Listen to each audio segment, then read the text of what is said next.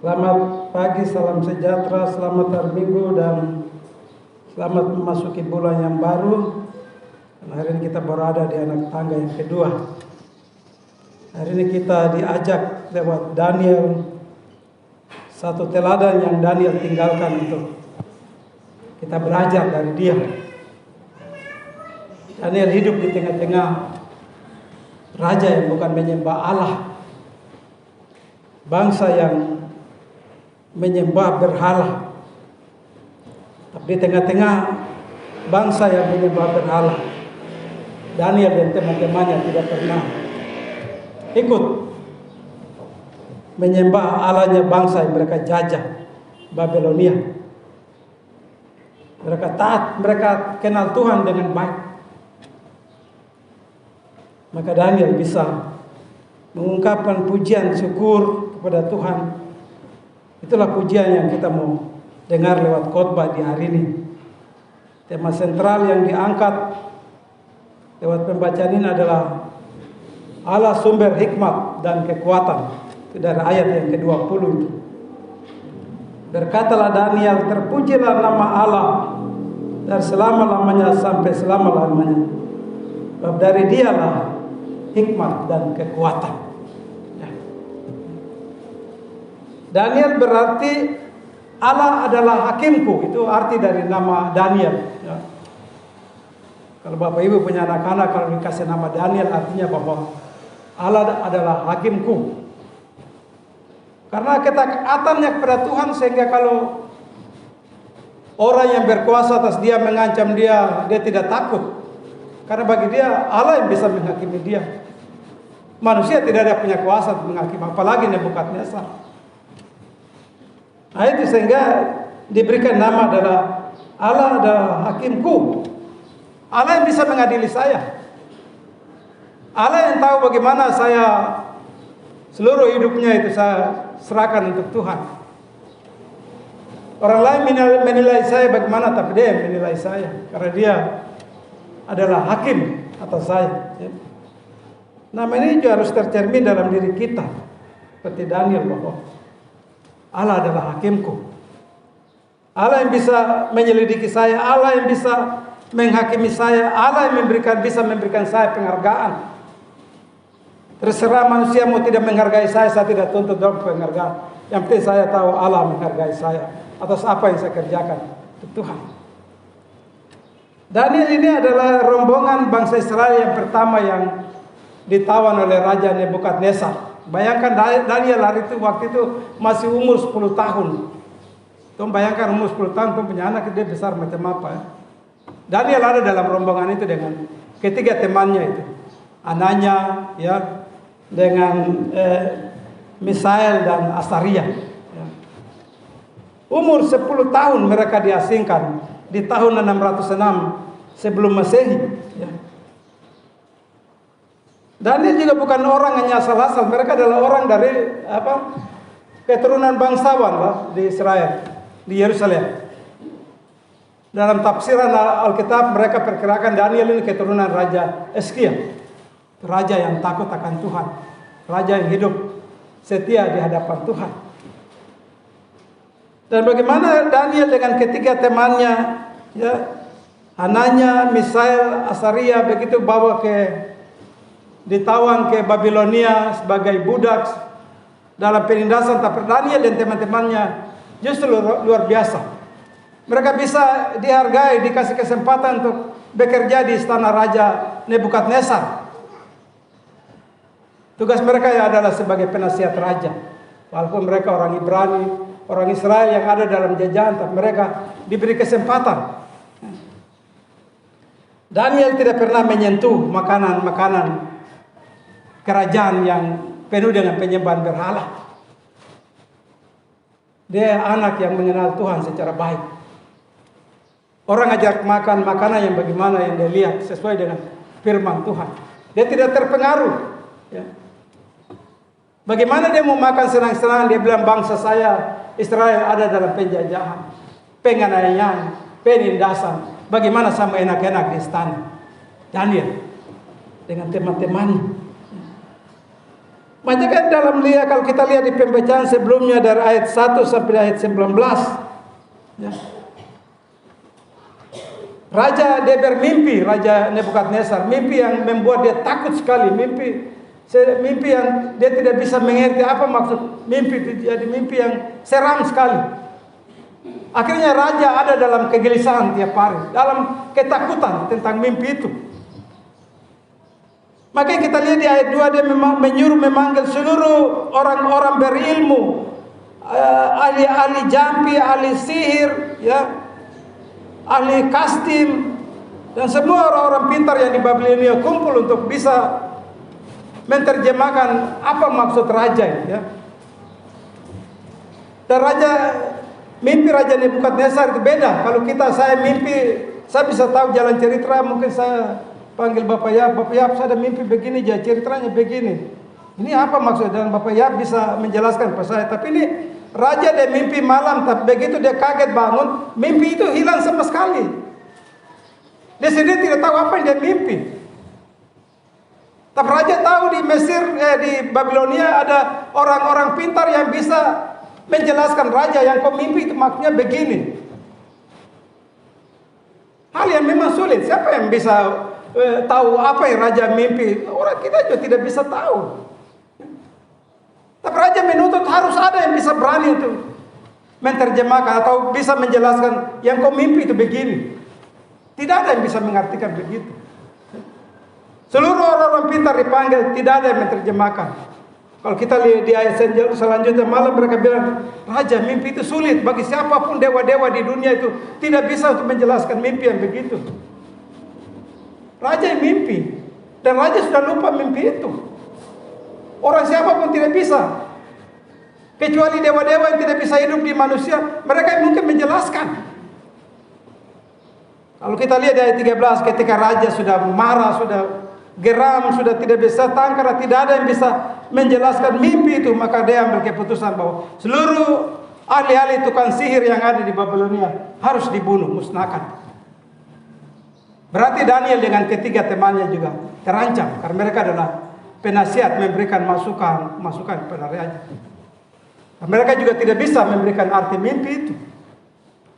Makanya mereka ada dalam ancaman. Karena itu Daniel berupaya memikirkan segala strategi bagaimana untuk dia bisa menjelaskan mimpi itu. Di situ dalam pembacaan kita lihat seorang pengawal raja, pimpinan tertinggi di Babilonia, raja memerintahkan Ariok yang harus membunuh seluruh orang-orang pintar yang ada di Babilonia, termasuk Daniel dengan ketiga temannya. Daniel tidak tahu hal itu, makanya Daniel datang kepada Ariok ini, pimpinan pasukan pengawal. Kira-kira ada masalah apa? Sehingga raja dia mimpi, tapi sendiri tidak tahu mimpi itu. Semua ahli datang, tidak ada yang bisa menjelaskan dan bisa mengartikan arti mimpi adalah seperti ini. Daniel kasih tahu kepada pengawal itu, bisakah kasih saya kesempatan saya menghadap raja? Nah, saya bisa menjelaskan mimpi itu. Diizinkan Daniel menghadap raja dan minta raja memberi waktu berapa hari untuk saya bisa memberi arti dari mimpi itu. Karena Daniel sendiri juga tidak tahu, raja tidak bilang apa yang dia mimpi, sama dengan semua ahli-ahli yang ada di situ, orang-orang pintar. Kita lihat apa yang Daniel lakukan. Di ayat 16. Setelah raja menyetujui usul Daniel, pertama yang dia lakukan adalah berdoa. Di tengah-tengah krisis, di tengah-tengah tidak ada jalan keluar, di tengah-tengah bagaimana memecahkan masalah raja, Daniel ingat Allah orang Israel. Yang mampu bisa menjelaskan itu hanya Allah orang Israel. Dia datang hubungi ketiga temannya, anaknya, Misael dan Asaria. Mari tolong berdoa. Allah saja yang bisa menyingkapkan apa yang raja mimpikan itu. Itulah sebabnya mereka malam itu juga mereka berdoa. Dan malam itu juga Tuhan tidak menunggu lama.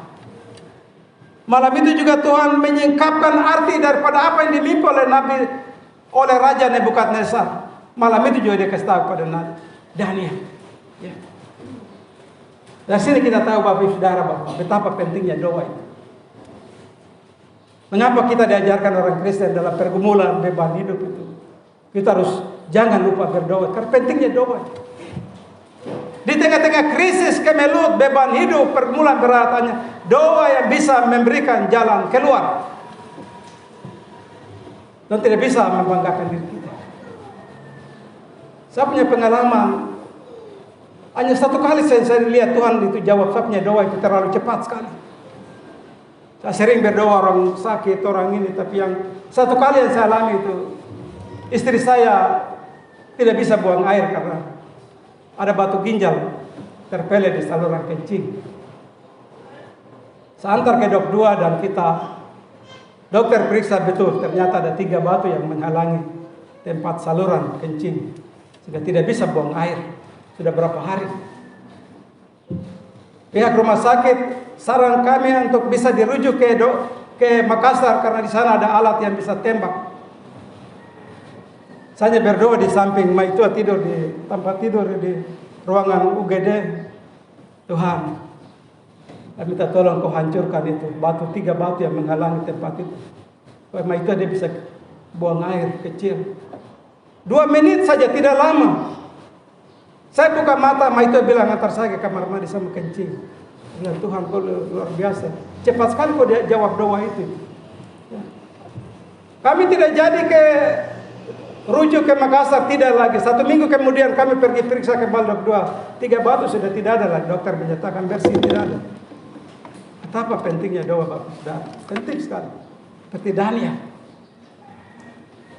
Rahasia yang disingkapkan malam itu juga, dan Daniel tidak seperti orang, karena raja menjanjikan kepada seluruh orang pintar di Babilonia, kalau siapa yang bisa menjawab doa saya, maka saya akan memberikan dia penghargaan dan hadiah-hadiah yang cukup besar. Tapi Daniel begitu malam itu mereka dapat jawaban Tuhan.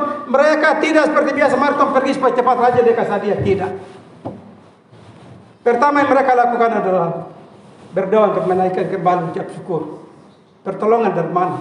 Itu yang hari ini kita belajar ayat 20 sampai 23. Mungkin kalau kita itu, ayo, sudah malam ini juga Tom pergi raja. Pada kasih Tom apa yang dia janji itu. Daniel tidak. Pertama yang mereka lakukan adalah mereka tunduk, menyembah, memuji Tuhan atas pertolongan Tuhan yang bisa menyingkapkan mimpi Raja Nebukadnezar. Kalau kita baca di ayat selanjutnya sampai Nebukadnezar, begitu Daniel menjelaskan mimpi itu sampai dia berlutut menyembah di depan Daniel itu. Allahnya engkau Allah Israel luar biasa yang bisa menjelaskan mimpi. Apa yang kau bicara itu sudah mimpi yang saya lupa itu. Bapak Ibu jemaat Tuhan, itulah sebabnya arti dari mimpi, arti dari pujian Daniel dengan ketiga temannya. Hanya 2 bagian, dibagi dalam 2 bagian. Berfokus pada 2 sifat Allah. Ya. Pertama adalah di ayat 21 bahwa menyatakan bahwa Allah itu Maha Kuasa. Kekuatan-kekuatan dunia biar Nebukadnezar dengan segala kekuatannya, kemampuannya, bahkan Daniel dan teman-temannya ada dalam ancamannya. Tapi bagi Daniel dengan mengetahui Tuhanlah pemegang kendali dari semua itu. Tuhanlah sumber hikmat dan kekuatan. Itu yang Daniel ungkapkan di doa mereka yang kita bacakan di malam hari ini. Di ayat 21. Daniel dengan jelas mengetahui bahwa hanya Tuhanlah yang pemegang kendali atas semua pergantian waktu dan musim bergantian, dinasti dan raja. Dia memecat raja, dia mengangkat raja, termasuk kerajaan Babel, Raja Nebukadnezar. Kalau kita baca selanjutnya, Nebukadnezar yang membanggakan dirinya kekuasaannya itu sampai dia jadi gila, seperti binatang dia makan-makan rumput. Ketika dia bertobat baru dia kembali sembuh. Orang membanggakan diri, berkuasa, Tuhan akan menundukkan dia. Ya.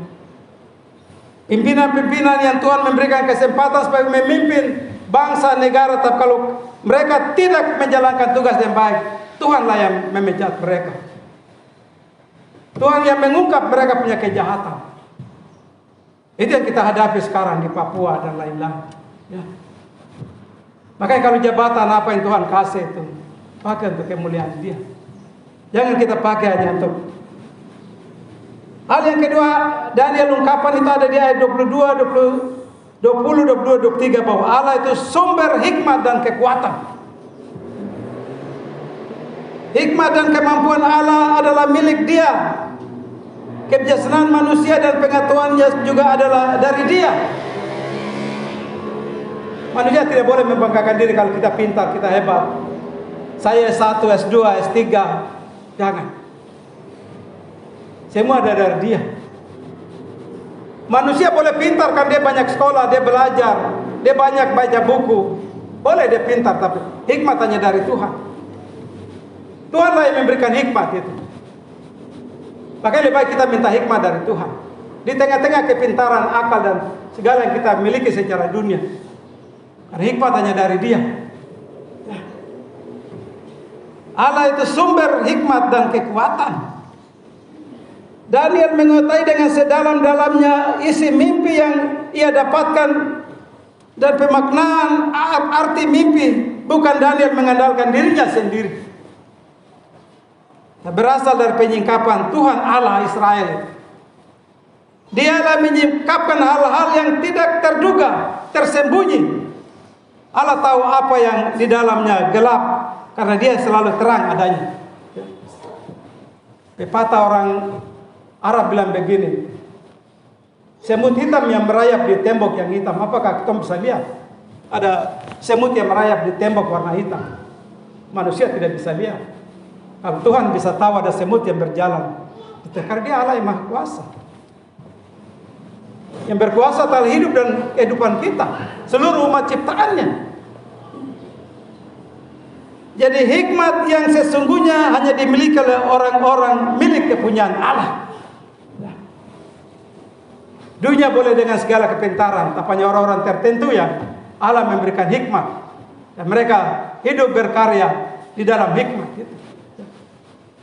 Seorang pendeta SMA bisa saja dia melayani dengan akal kepintaran manusia, belum tentu dia berhikmat. Bab hikmat itu hanya dari Tuhan. Bab itu dalam melayani kita apapun juga, jangan lupa minta dari sumber hikmat itu. Tuhan, kami melayani, kau kasih kau hikmat supaya kau melayani. Begitu. Tidak boleh mengandalkan karena kita pintar. Kadang-kadang kalau kita hebat jadi ke rumah sakit, ayo mari kita pergi kunjungi temannya ada opname di rumah sakit. Sudah langsung jalan saja, nak ketemu do gede.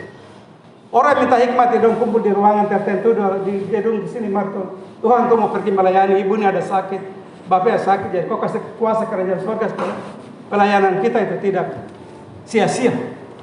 Itu orang yang selalu mengandalkan hikmat Tuhan, tidak mengandalkan kekuatan dan kemampuan.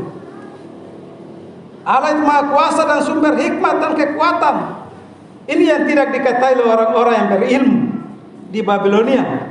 Akhirnya mereka tidak dapat menyikapan. Raja, hal yang mimpi itu sulit, kami tidak bisa. Orang siapapun juga tidak mungkin itu.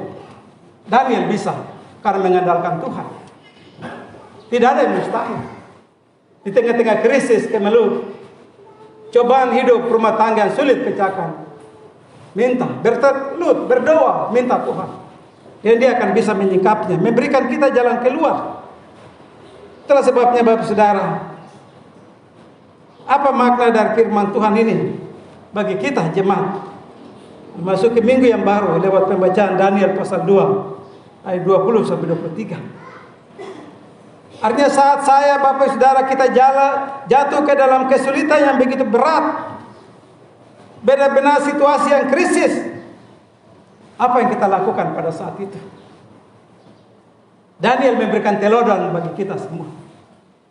Ketika hal-hal yang sulit kita pecahkan keluar, seperti Daniel kita berlutut dan berdoa. Itu jalan keluar. Berdoa itu harus dengan tangan terlipat.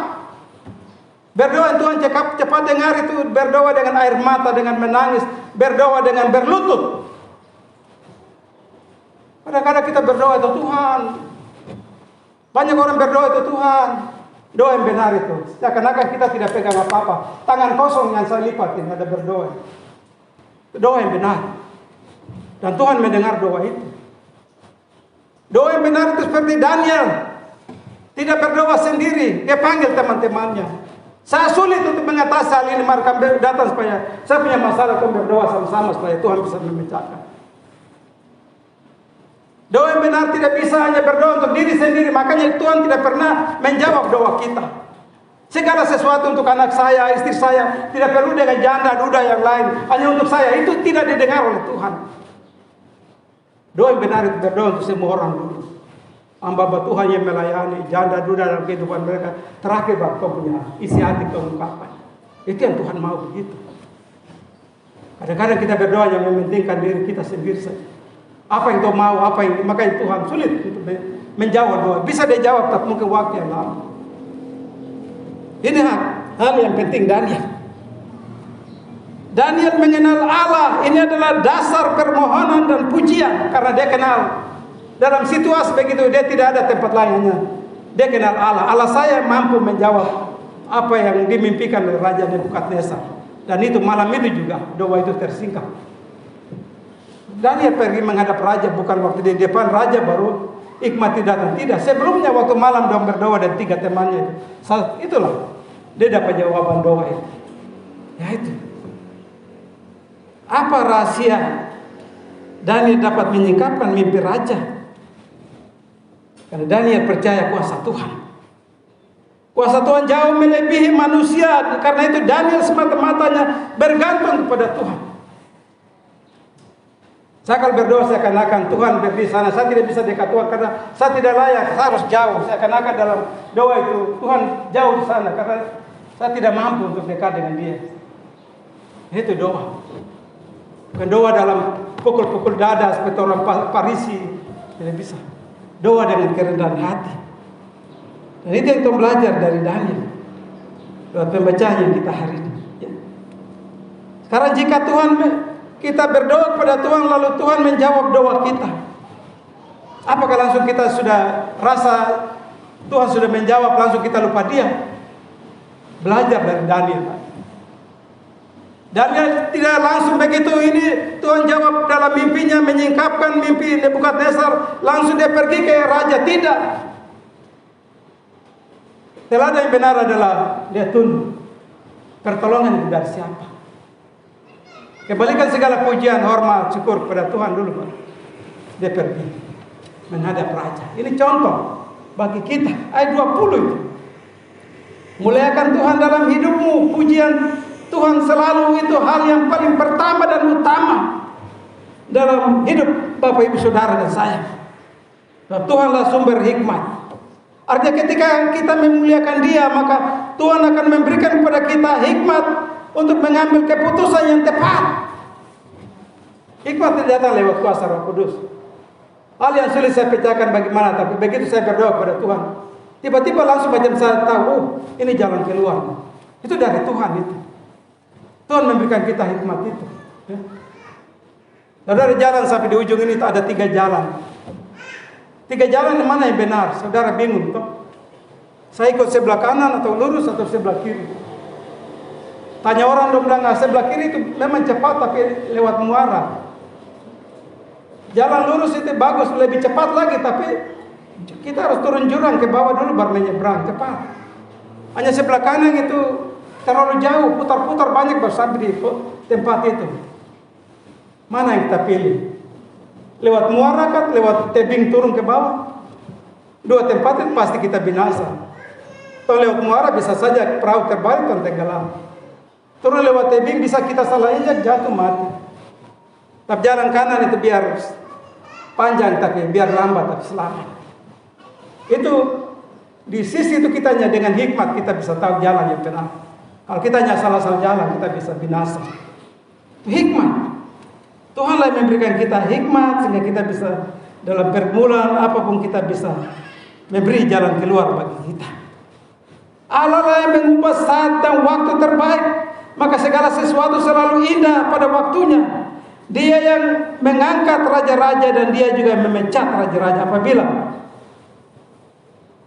engkau berkenan di hadapannya, memujilah namanya senantiasa. Ialah mengangkat engkau ke level yang lebih tinggi. Tuhan yang mengangkat kita. Tapi jangan kita menyombongkan diri. Kalau kita menyombongkan diri, maka ada saatnya Tuhan juga merendahkan kita sampai tidak ada apa-apanya. Di ayat 22, Tuhan akan menyingkapkan hatimu dengan hikmat sehingga Ia akan membukakan kepadamu hal-hal yang selama ini engkau tidak mengerti. Dialah sumber segala hikmat. Apa yang kita tidak mengerti dalam hidup kita, tidak ada apa-apanya. Karena Tuhan sumber segala-galanya. Di bagian terakhir adalah doa ungkapan syukur pujian dari Daniel. Ya. Ayat terakhir, ayat 23. Ya Allah nenek moyangku, kupuji kemuliaan Engkau. Bapak Engkau mengurniakan kepada hikmat dan kekuatan, dan telah memberitahukan kepadaku sekarang juga apa yang kami mohon kepadamu. Engkau telah memberitahukan kepada kami hal yang dipersoalkan raja. Arti dari kata-kata ini mengajarkan kepada kita, kalau tong hidup dalam makmur kemewahan, jangan lupa Tuhan. Kalau tong dapat jabatan bagus di kantor bagi yang bekerja, jangan lupa Tuhan. Karena segala sesuatu dari Dia. Allah menjanjikan bangsa Israel dalam Ulangan pasal 8 ayat 17-18. Janganlah kau katakan dalam hatimu kekuatanku yang membuat aku memperoleh segala-galanya. Tapi haruslah yang kau ingat kepada Tuhan, sebab Dialah yang memberikan kepadamu kekuatan memperoleh kekayaan dengan maksud meneguhkan engkau atas janji-janji kepada nenek moyang kita Abraham, Ishak dan Yakub. Ya. Itulah sebabnya kalau kita dalam hidup mengalami kelimpahan berkat, jangan kita lupa Tuhan. Di tengah-tengah itu kita bersyukur pada Tuhan seperti Daniel. Karena semua itu berasal dari Tuhan. Mari firman Tuhan hari ini mengajarkan kita dalam kehidupan kita sehari-hari, kita membutuhkan hikmat. Kita membutuhkan hikmat Allah karena seberapapun hebatnya akal dan kepintaran kita, pasti sebagai manusia kita punya keterbatasan. Jangan ragu untuk datang kepada Allah apabila kita ada dalam masalah dan pergumulan. Allah akan pasti menolong kita. Allah akan pasti memberikan kita jalan keluar. Mengapa Daniel bergantung kepada Allah? Karena Tuhan jauh melebihi dengan kuasanya untuk menolong kita. Bapak itu bagian terakhir, mari Bapak Saudara dan saya yang ada di jemaat Kui Gajah Putih, kenalilah Allah secara baik. Mengenal Allah dengan baik seperti Daniel. Ketika kita ada dalam segala pergumulan beban hidup, kita minta kepada Dia karena kita kenal siapa Dia. Tapi kalau kita tidak kenal secara baik, kita tidak kenal Yesus, kita tidak kenal Roh Kudus, memang sulit kita mau pecahkan masalah. Inti firman Tuhan hari ini hanya untuk itu. Kenali Allah dengan baik, karena Dialah sumber hikmat dan kekuatan bagi kita. Tuhan memberkati kita dengan firman-Nya. Amin.